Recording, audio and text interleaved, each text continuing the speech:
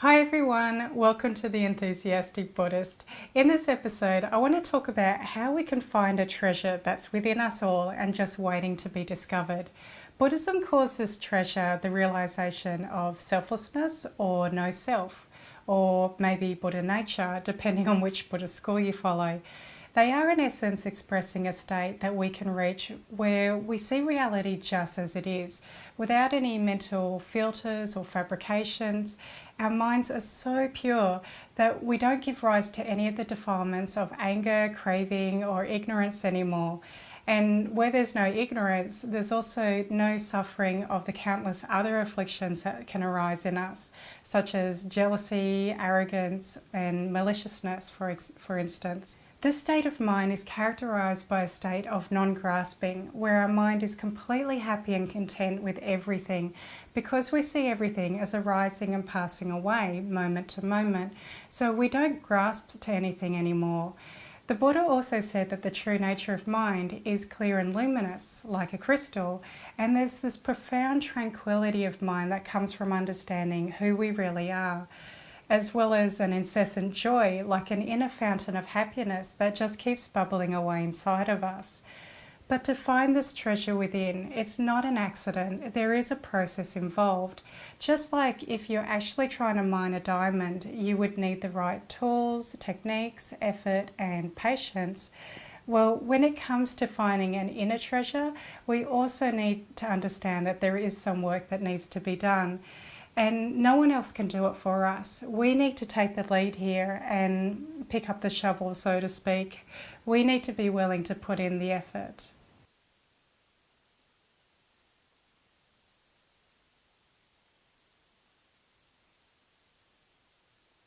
Buddhism is really a form of mind training, of trying to purify our mind of negative mental states and qualities and to encourage and prolong positive ones. And it's through meditation and mindfulness that we can develop an awareness that has the clarity that sees what's going on in our mind. Most of the time we're not even aware of what's happening in our minds, and we just fumble our way through life hoping that everything turns out all right and that we find happiness in the end. What most of us don't realise is that happiness originates from the mind, so it's the mind that we need to nurture and maintain. We can't just wish for happiness and hope that it arises. We actually need to do some work within. The Buddha said, suppose a hen has 8, 10 or 12 eggs. If she doesn't cover them rightly, warm them rightly or incubate them rightly, then even though this wish may occur to her, oh that my chicks might break through the eggshells with their spiked claws or beaks and hatch out safely, still it is not possible that the chicks will break through the eggshells with their spiked claws or beaks and hatch out safely. Why is that? Because the hen has not covered them rightly, warmed them rightly, or incubated them rightly. In the same way, even though this wish may occur to a monk who dwells without devoting himself to development, or that my mind might be released from effluence through lack of clinging, still his mind is not released from effluence through lack of clinging. Why is that? From lack of developing, it should be said. Lack of developing what? The 4 frames of reference, the 4 right exertions, the 4 bases of power, the 5 faculties, the 5 strengths, the 7 factors for awakening, the Noble Eightfold Path. So the Buddha is saying that it's not enough to just wish for change, to wish for happiness. We need to make the effort and do what's necessary for our wishes to arise. In this case, the Buddha mentions several things we should train in for helping us to purify our mind of negativities and to start encouraging positive mental states. There's too much to say about all those trainings that he mentions, and I've already covered some of them in depth in previous videos. But in general, the Buddha says here that we need to develop the 4 frames of reference, which are the mindfulness of body, feelings, consciousness, and mental objects. So we need to be mindful of what's happening within our mind all the time. Then not only should we be aware of what's happening in our mind, but we should be trying to eliminate unwholesome qualities of mind and encourage positive ones. So he says we should train in the 4 right exertions, which are the 4 right efforts of preventing and eradicating negative states of mind like anger, and cultivating and prolonging positive mental states like patience and compassion. So you can see here that the majority of these trainings have to do with the mind, which shows us that this diamond-like nature of our mind can only really be revealed through mental training, not through anything else. Now, in the second part of this analogy with the chicken, the Buddha says that even if we didn't wish for happiness, if we were to train in these practices, our happiness would be guaranteed anyway. He said, suppose a hen has 8, 10 or 12 eggs that she covers rightly, warms rightly and incubates rightly. Even though this wish may not occur to her, oh that my chicks might break through the eggshells with their spiked claws or beaks and hatch out safely, still it is possible that the chicks will break through the eggshells with their spiked claws or beaks and hatch out safely. Why is that? Because the hen has covered them, warmed them and incubated them rightly. In the same way, even though this wish may not occur to a monk who dwells devoting himself to development, or that my mind might be released from effluence through lack of clinging, still his mind is released from the effluence through lack of clinging. Why is that? From developing, it should be said. Developing what? The 4 frames of reference, the 4 right exertions, the 4 bases of power, the 5 faculties, the 5 strengths, the 7 factors for awakening, the Noble Eightfold Path. So when he says that my mind might be released from effluence through lack of clinging, this refers to the goal of the meditator to reach a state where their mind is free of all grasping, grasping to self, grasping to possessions, grasping to things as permanent, or thinking that others are responsible for our happiness. When we truly have a mind that lets go, we won't form attachments and have any craving, anger or effluence that can arise in our mind, because they only arise due to our attachments. Instead, when your mind is free of grasping, your mind will be blissfully happy and compassionate and peaceful, because that is the natural quality of your mind. That is the gem we're trying to mine. But to attain it, we first need to work on increasing our mindfulness and reducing our negative actions, which only bring suffering to ourselves and others. And instead, we need to try and cultivate positive ones that will bring benefit to ourselves and others.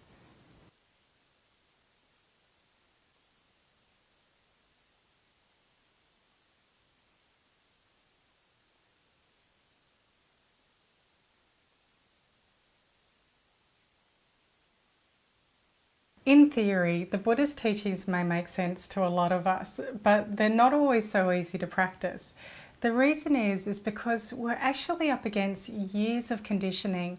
Our minds have been carving out some very unskillful pathways that we just habitually follow, thinking that if we just keep repeating them, then one day we might reach that pot of gold.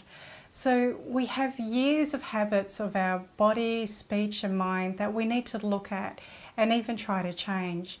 So of course it's going to be hard work at first. It's like when you're trying to dig into the ground, it's normally pretty difficult to start with because the earth is solid and compacted. Well, our mind has been hardened with our negative habits of giving into sensual pleasures, maybe years of addictions that have only harmed ourselves, and thoughts of anger. Either way, we have habits of mind that we need to recognize and uproot. And the first part of this comes from practicing mindfulness. So, you know when you want to dig a hole in the ground, and there's one simple thing you can do. You can run a hose on the ground to soften it up. Well, the water we need to apply to our mind first is our mindfulness. First, we need to have the mindfulness and awareness to see our unskillful thoughts.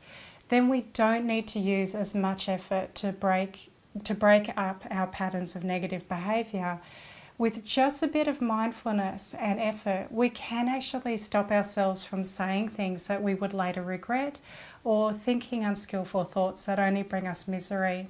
So we just need mindfulness first so we can see our habits. And in that gap between seeing them arise and when we're about to act out on them, we can choose to act in a more skillful way, which won't bring unhappiness to ourselves and others. Admittedly, in some ways, our modern life and culture have made our task of purifying our minds and finding happiness much more difficult, because we've been taught that happiness comes from consumption and acquisition, that getting everything from food to the latest electronic gadgets to watching the latest TV series on Netflix will make us happy. Advertisers hold up these nice shiny objects and say, hey, look what these can do. And we're like, oh, I want to have one of them.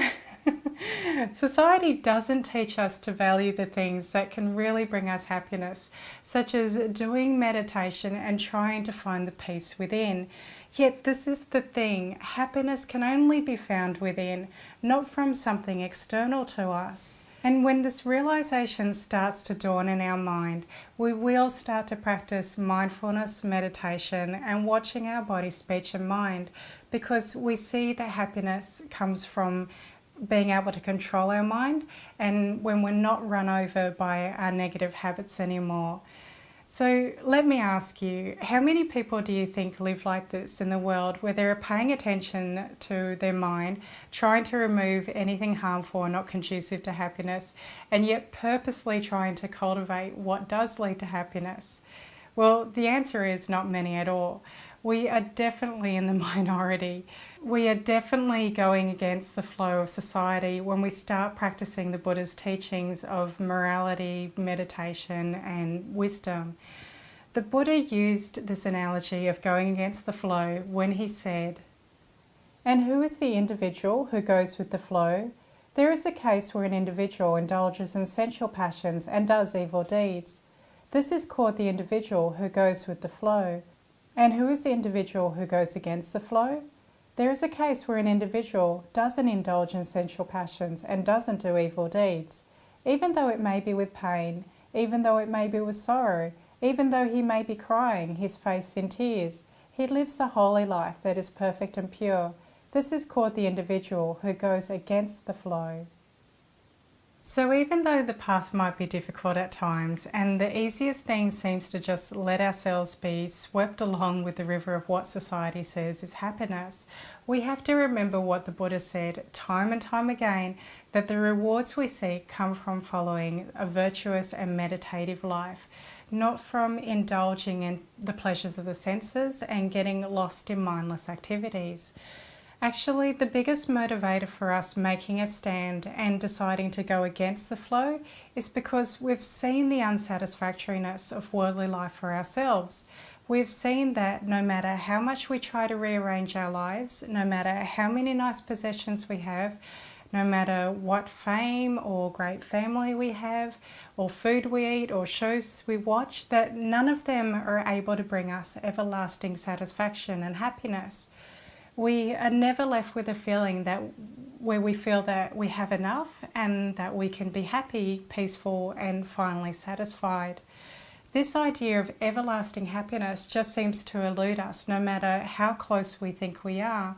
And this is what the Buddha called the first noble truth, realizing the dissatisfactory nature of life, and that we can't find everlasting happiness from the things outside of us. We really shouldn't underestimate the importance of having a deep, heartfelt understanding of the first noble truth of dukkha. When we know and understand suffering and we realize that happiness isn't found in worldly things, we will have the impetus that makes us willing to follow a spiritual path of virtue and meditation. Otherwise, there's no incentive. We first need that understanding and foundation on our path. Not only does it pave the way for the rest of our practice, but it also ensures that we have the highest realization. The Buddha said, just as if someone were to say, without having built the lower story of a gable building, I will put up the upper story, that would be an impossibility. In the same way, if anyone were to say, without having broken through to the noble truth of stress as it actually is present, without having broken through to the noble truth of the origin of stress, the cessation of stress, the path of the practice leading to the cessation of stress as it actually is present, I will bring about the right ending of stress. That would be an impossibility. The Buddha here is saying that unless we understand suffering, its nature and its causes, we cannot bring about its end. We need to fully understand them, then we can build on this realization. So just in the same way you can't build the second floor of a building before you build the first one, we need to have this first realization, this foundation of the noble truth of suffering. When we truly have this realization within us, this is the moment when we're going to take a stand and say, hang on, all these worldly things and desires haven't worked for me. It hasn't brought me everlasting happiness. Perhaps there's another way. You know, it might be hard to take a stand in a raging river, to reassess our lives and our ideas of what leads to happiness. But that is the first and necessary step we all have to do. Then once we've learnt the teachings on morality, meditation and wisdom, we can ever so slowly start to walk against the current. And although it's not easy and life is always trying to sweep us away again in its false promise of happiness, we have to have the conviction and know that this is the path, the right direction that we need to travel in. And we take it day by day, week by week, moment to moment. There's no rush as long as you're moving in the right direction. Slowly over time, we will start to eradicate gross negativities and defilements in our mind, which are preventing us from seeing the jewel of our mind within. The Buddha said, "There comes a time when the goldsmith or his apprentice has blown on the gold again and again until the dross is blown away. The gold, having been blown on again and again to the point where the impurities are blown away, is then refined, free from dross, pliant, malleable and luminous." So in the same way, over time with repeated practice, the mind will become purified like gold. It becomes malleable and pliant and can become a wonderful tool for our meditation. To explain this, the Buddha said, "There comes a time when his mind grows steady inwardly, settles down, grows unified and concentrated. His concentration is calm and refined, has attained serenity and unity, and is no longer kept in place by the fabrication of forceful restraint. And then whichever of the higher knowledges he turns his mind to know and realize, he can witness them for himself whenever there is an opening." So the mind that is free of defilements no longer has to be restrained. Our going against the flow thing and the difficulty of practicing the path doesn't need to be forever. It actually gets easier and easier over time, because as the defilements reduce in our mind gets naturally happier. And the clearer we can see our mind and our situation and make better decisions on a daily basis, that leads to an even greater peace in our minds. This then has a flow-on effect on making our meditation sessions even more concentrated and fruitful, and before long, awakening and happiness are in our hands.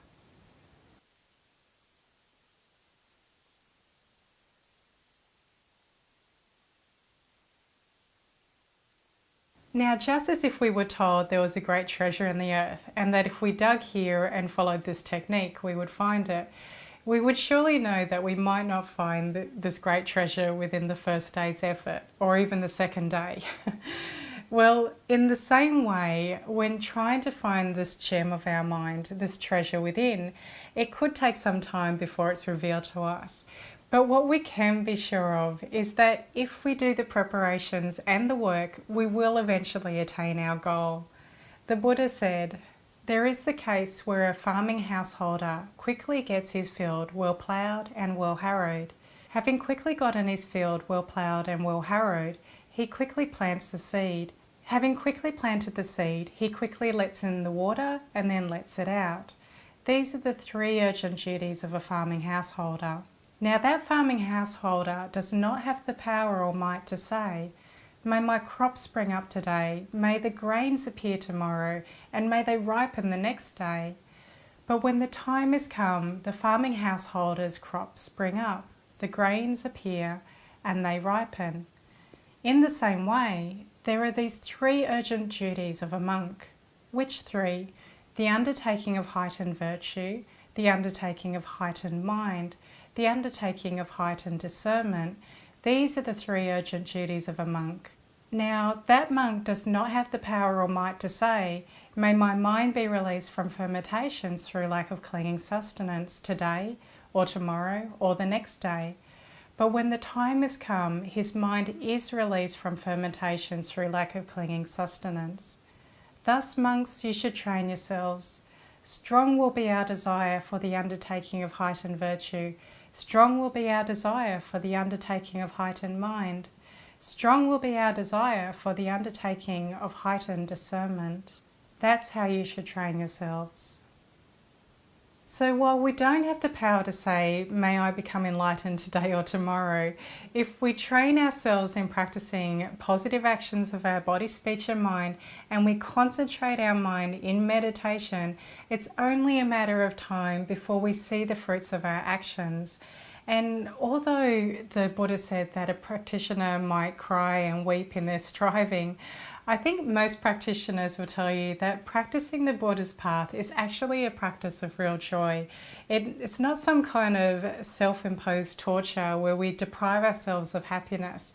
Instead, what you will find is that as you become more centered and more calm through practicing mindfulness and meditation, and you gain the ability to choose your behavior in the world, only peace, contentment, and happiness will come from that.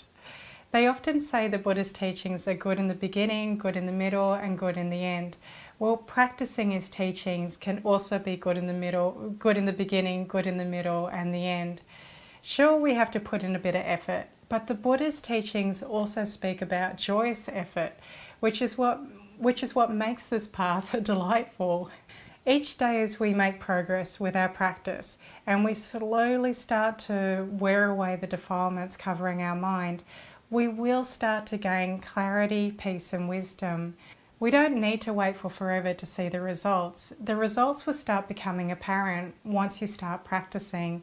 And you could say the true gem of our mind is starting to reveal itself in those moments of happiness, contentment and peace. So we all need to start digging for this treasure. We all need to start a regular meditation practice, start identifying areas in your life that you know you need some improvement on, and then make a bit of effort to make the changes you need. The great rewards from our little bit of effort are definitely priceless, and it's worth starting today if you haven't already done so.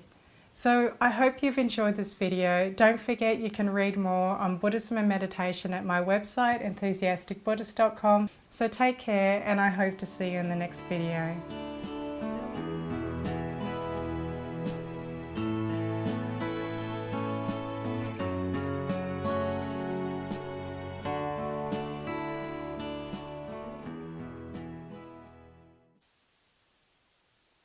Buddhism is really a form of mind training, of trying to purify our mind of negative mental states and qualities and to encourage and prolong positive ones. And it's through meditation and mindfulness that we can develop an awareness that has the clarity that sees what's going on in our mind. Most of the time we're not even aware of what's happening in our minds, and we just fumble our way through life hoping that everything turns out all right and that we find happiness in the end. What most of us don't realise is that happiness originates from the mind. So it's the mind that we need to nurture and maintain.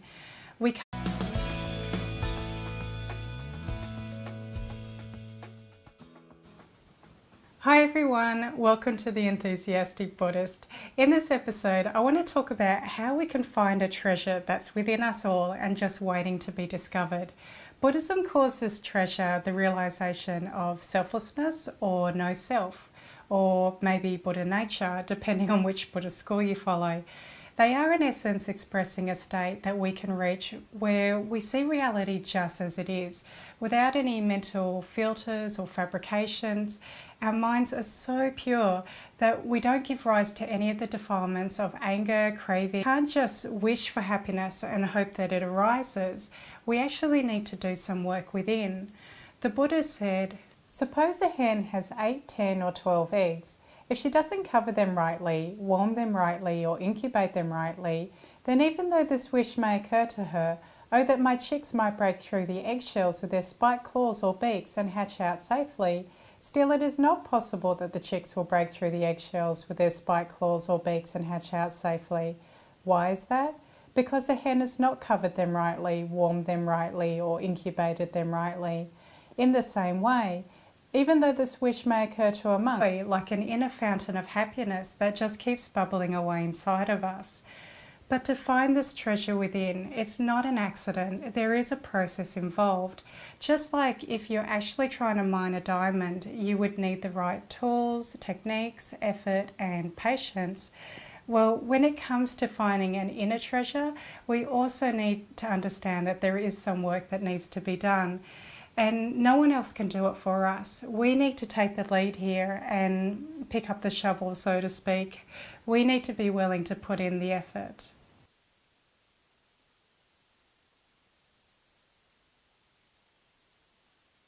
Or ignorance anymore.